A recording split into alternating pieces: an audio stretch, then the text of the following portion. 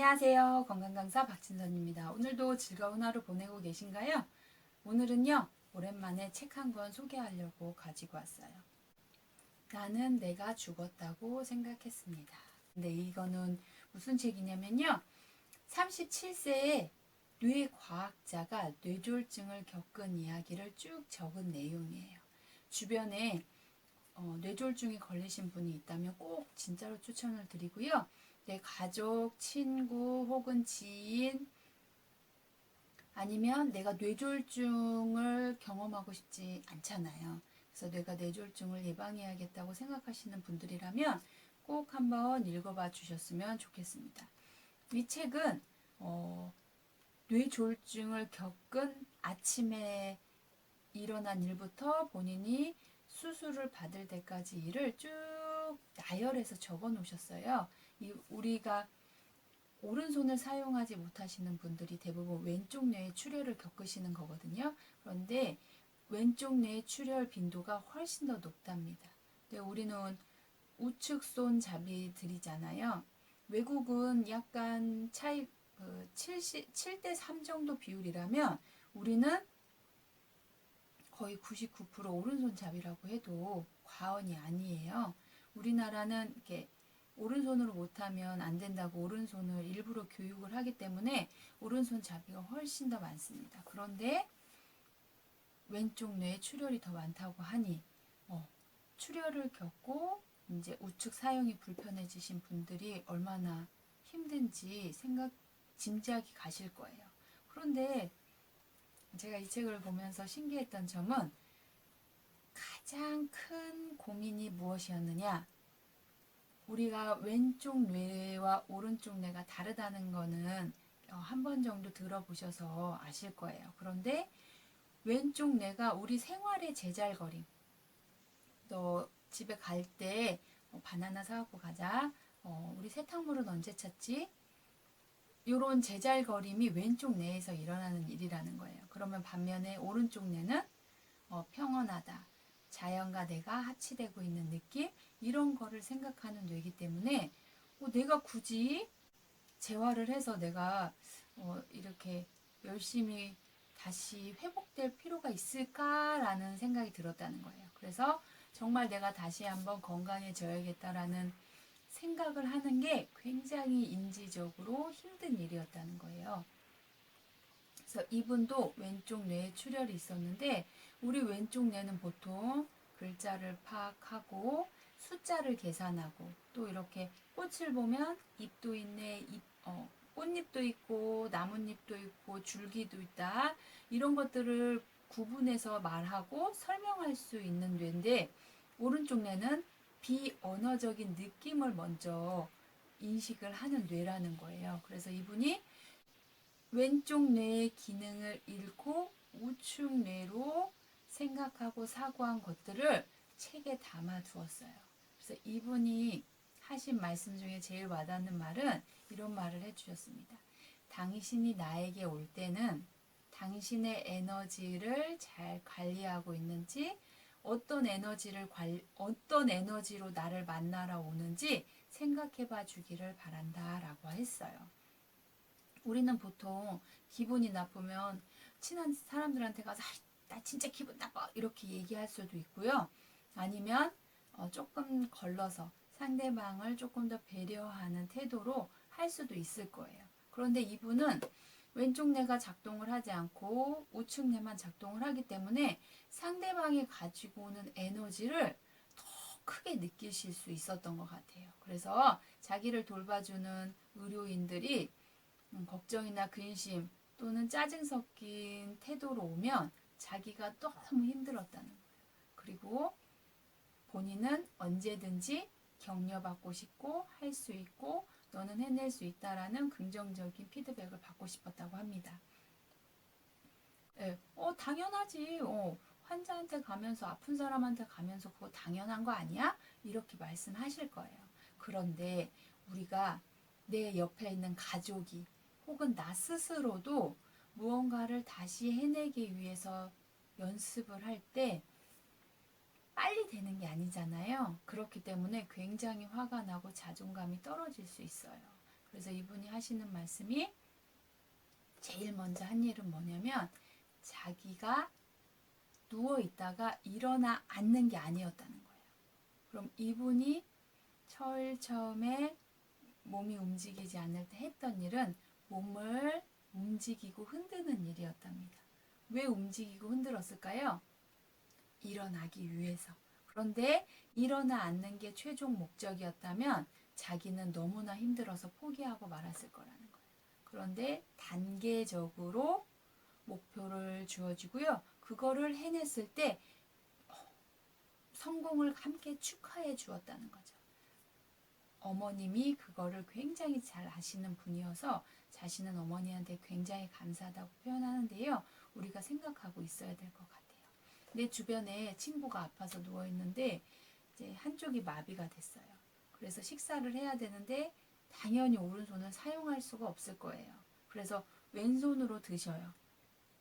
근데 이게 반복되면 오른손은 끝까지 쓸 수가 없는 거예요. 그래서 먹기 시작하는 거죠. 우리 아이들을 키워보신 엄마들이라면 다 아실 텐데요. 숟가락 쥐어서 먹는 데까지 시간이 얼마나 걸리죠? 진짜 오래 걸려요. 먹을 때 손으로 집어 먹기도 하고 숟가락을 먹기도 하고 어떻게 하다 보면 숟가락이 막 던져지고 막 다 흘리고 그래서 숟가락을 쥐어주는 걸 늦게 하는 경우도 있는데요. 우리가 뇌졸중을 한번 경험하고 나면 똑같다는 거예요. 새로 태어났다라는 마음가짐으로 나는 숟가락질을 처음 배우고 있다라는 생각으로 숟가락을 드셔야 되는 거예요. 숟가락을 쥐는 힘이 없기 때문에 떨어뜨리기도 하고 흘리기도 하고 하지만 이거를 반복해서 노력하고 한 번 성공하면 매우 축하해지고 이런 것들을 반복하면서 자신이 할 수 있는 거를 하나씩 둘씩 늘려나갔다는 거예요. 그런데 우리 보통 그걸 한 일주일 정도 하고 나면 옆에서 도와주는 이제 배우자나 친구가 굉장히 슬퍼요. 어떻게 네가 이렇게 밥도 못 먹는 사람이 됐느냐 이렇게 하기 시작하면 나는 이제 좋아질 수 없구나 이런 나쁜 영향을 주게 되는 거죠. 그래서 우리는 큰 목표를 잡는 게 아니고 내가 과거에 며칠 전 뇌졸중이 일어나기 전이 목표가 아니고요. 내가 이제 새롭게 태어났어. 내가 할 수 있는 걸 하나씩 늘려갈 거야 하면서 반복적으로 해야 되는 거예요. 보통은 오른손은 내가 다쳤어. 사용할 수 없어 라고 생각하고 왼손을 쓰시는 경우가 많아요. 그런데 이렇게 하기 시작하시면 오른손은 사용할 수가 없다는 거죠. 그래서 이분이 제일 먼저 하신 거는요. 운동. 이제 처음에는 몸을 흔들어서 앉는 데까지. 그 다음엔 일어서는 데까지. 일어서서요. 균형을 잡을 수가 없었어요. 움직이는 게 뭐 걷고 이런 게 아니고요. 균형을 잡을 수가 없었어요. 왜냐면 왼쪽 뇌가 다쳤기 때문에 나의 이런 균형 감각이 없어지고요. 자기 자신을 고체로 느끼지 못했답니다. 자신을 유동체로 느꼈대요. 근데 이게 언제쯤 말끔하게 내가 고체구나라고 느꼈냐면요. 무려 8년의 시간이 흐른 뒤였답니다. 그럼 우리는 이 몸이 잘 가누어지지 않는 것을 인식하고 내가 할 수 있는 한 계속해서 흘리면서 던지면서 반복적으로 노력을 하셔야 된다는 거예요. 그리고 이 책에서 재밌는 거는요. 그 흔한 표 하나가 없어요. 제가 아까 좌측 뇌가 아닌 우측 뇌로 세상을 보는 시각을 책에서도 고스란히 전달하고 싶으셨던 것 같아요. 그래서 표 하나가 없고요. 가끔 뇌 그림이 나오는데 뇌 그림에도 박스 처리 같은 게 전혀 되어 있지 않아요. 그냥 그림만 그려져 있어요. 그래서 오른쪽 뇌가 어떤 식으로 작업하는지 어떤 식으로 보고 있는지를 책에서 그대로 보여주고 싶었다는 게 느껴졌어요. 저는 이 책을 보면서 이 뇌과학자분이 이런 일을 경험한 그 아픈 사람들은 아픈 것 뿐이라 나는 아픈 것 뿐이지 바보가 된 게 아니라는 거를 말하고 싶으셨다는 거를 느끼실 수 있었어요. 반복적으로 그런 얘기가 나오는데요. 이분은 뇌과학자셨잖아요. 뇌과학자고 뇌 가소성을 얘기하고 계세요. 뇌는 왼쪽 뇌가 뇌졸중으로 다쳤지만 열려있는 오른쪽 뇌와 남아있는 뇌로 충분히 기능 회복을 할 수 있고요. 세상을 다른 각도로 바라볼 수 있다는 거예요. 이분이 끝까지 잘 돌아오지 않았던 게 숫자 계산하는 거라 그래요. 그래서 더하기 빼기가 한 4년이 지날 동안 잘 되지 않았대요. 그런데 4년 반 정도 지나니까 이제 더하기 빼기 하고 나중에까지 나누기는 정말 힘들었다고 합니다. 그래서 이렇게 뇌 기능이 달라졌잖아요. 숫자 계산도 잘 못하고 내 몸이 유동체로 느껴지고 이런데 이분이 사회로 복귀를 하세요.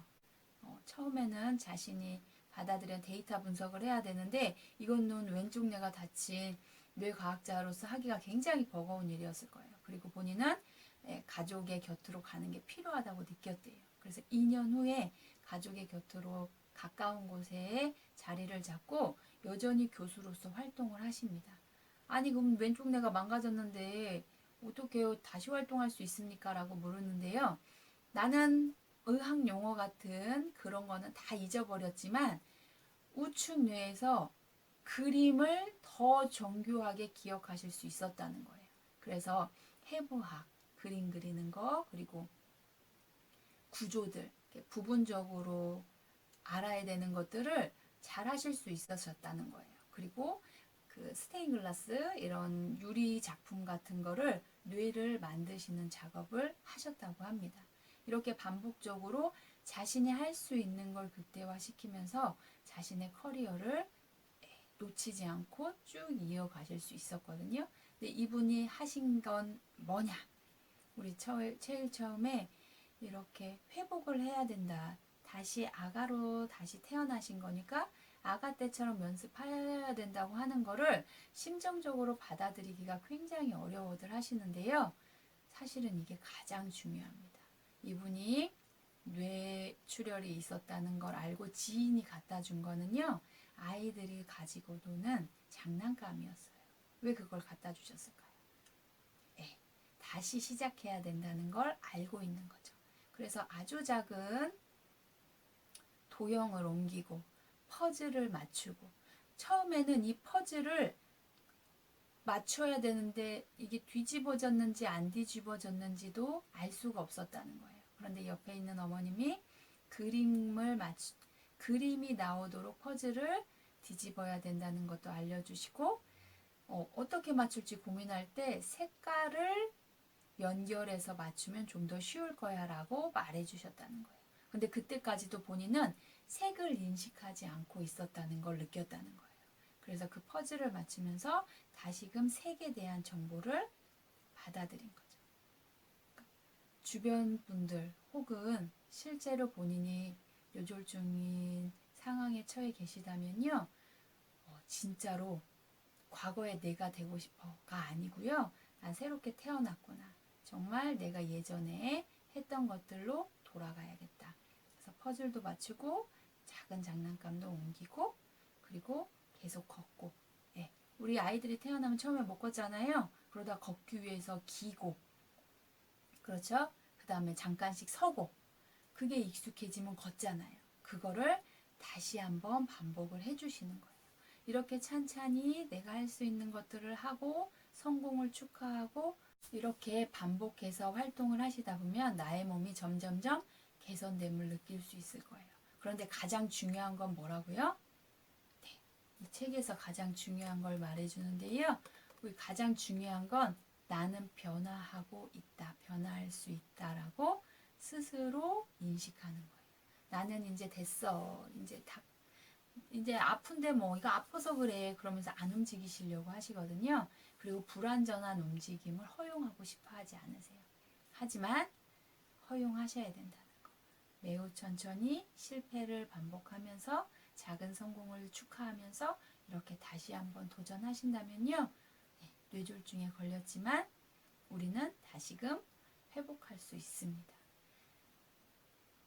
정말 말해드리고 싶었어요. 그래서 우리가 뇌는 가소성이 있다. 언제든지 변화할 수 있다는 걸 기억하시고요. 내 주변에서 힘든 시간을 보내고 계신 분들이 있다면요. 긍정적인 에너지를 전달해 주셨으면 좋겠습니다. 궁금하신 분들은요. 읽어보시면 처음에는 쭉 나열되어 있는 글들이 어색하실 수 있는데요. 다 읽고 나면 우리 뇌과학자 질 볼트 테일러예요. 작가 이름인데요. 이분이 지금 이제 60세 정도 되셨는데요.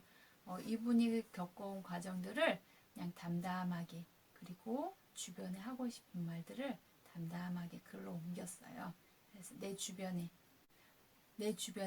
이해하고 싶은 누군가가 있다면 혹은 나 스스로를 돌보고 싶은 분이 계시다면요. 같이 읽어봐 주셨으면 좋겠습니다. 도움이 되셨다면 좋아요와 구독 부탁드리고요. 저는 또 찾아뵙겠습니다. 안녕.